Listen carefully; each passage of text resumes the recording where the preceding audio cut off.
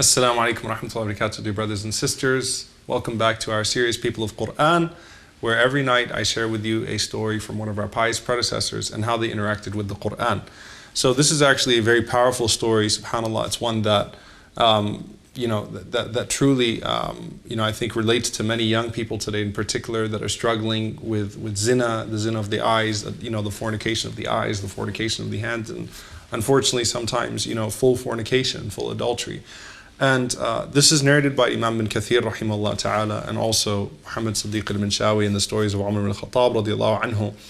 And it's about a young man, and this young man, shabun fi ahdi nabi sallallahu alayhi wa sallam, a young man in the time of the Prophet sallallahu alayhi wa sallam, kana yulazimu al-masjid, who was, well known for constantly attending the masjid. So this isn't the highway robber, this is someone that always used to go to the masjid. لِيَسْمَعِ الْحَدِيث غَضًّا طَرِيًّا min afwah as-sahaba, so that he could hear the ahadith being recited from the mouths of the Sahaba, may Allah be pleased with them. And in particular, Umar ibn al-Khattab radiallahu ta'ala anhu, saw this young man as one with great potential. So Umar radiallahu anhu takes this young man as a student. And this young man was always seen following Umar ibn al-Khattab radiallahu ta'ala anhu. وَكَانَ لَهُ أَبٌ شَيْخٌ, he had an old father that he used to constantly go home and serve every single night. His mother had passed away, so it was just him and his father. And every night when he left the masjid, as he was on his way to his father, كَانَ عَلَى طَرِيقِهِ إِمْرَأَةٌ, there was a beautiful young lady that used to constantly call him to commit adultery. And subhanAllah, he would always ignore her. He would head to his father's house and he didn't pay attention to her.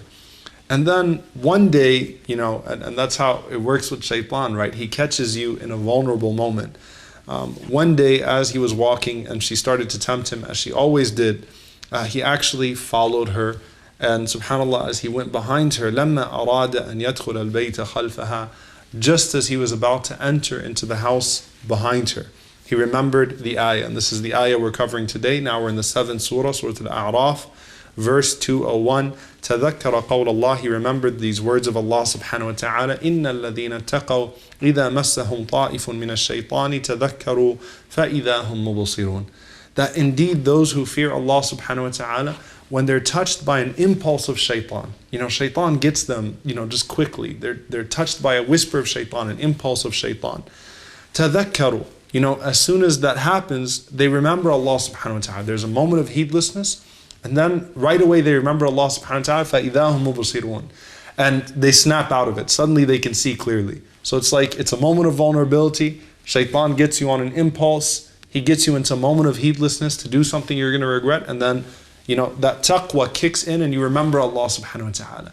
So he remembered Allah subhanahu wa ta'ala. He remembered this ayah from Surah Al-A'raf, and as soon as he remembered this ayah from Surah Al-A'raf, خَرَّ مَغْشِيًّا عَلَيْهِ, he collapsed completely in front of this young lady's house. And this, subhanAllah, this young lady actually picked him up, حُمِّلَ إِلَى أَبِي, and she dropped him in front of his father's house. And his father, brought him inside the house, and they thought that he might die. And, his father, read Qur'an on him, and this young man woke up, and he feared Allah subhanahu wa ta'ala so much, and he felt so bad for what he'd done, that he started to share this story with his father. His father said, "What happened? What caused you to fall into this?"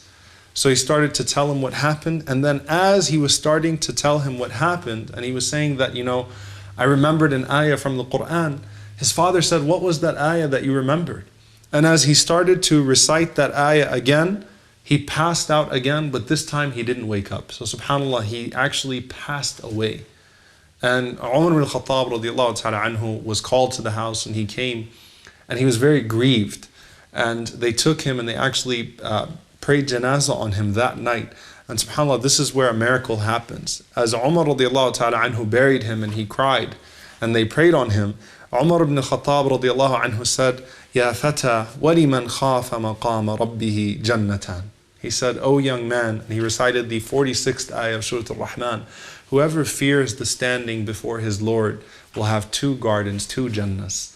And when Umar radiallahu ta'ala anhu said that, the young man actually responded from his grave. And that's why Ibn Kathir has this section, شَابٌ يَتَحَدَّثْ مِنْ قَبْرِهِ, a young man who spoke from his grave.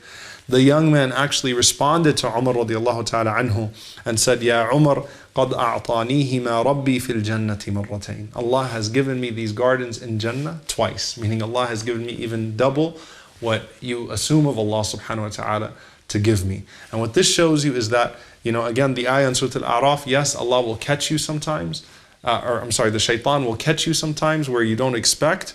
But if you have that consistent relationship with Allah subhanahu wa ta'ala, you'll eventually overcome that impulse. And Allah subhanahu wa ta'ala is most forgiving and most merciful. And Allah subhanahu wa ta'ala will reward that taqwa. We ask Allah to grant us that same consciousness and that taqwa, that we meet Him while He's pleased with us, and that Allah subhanahu wa ta'ala allows us to overcome the whispers of shaitan and the corruption of ourselves. Allahumma ameen. Jazakumullahu khairan. Inshallah ta'ala, I'll see you next time on our series, People of Qur'an. Wassalamu alaikum wa rahmatullahi wa barakatuh.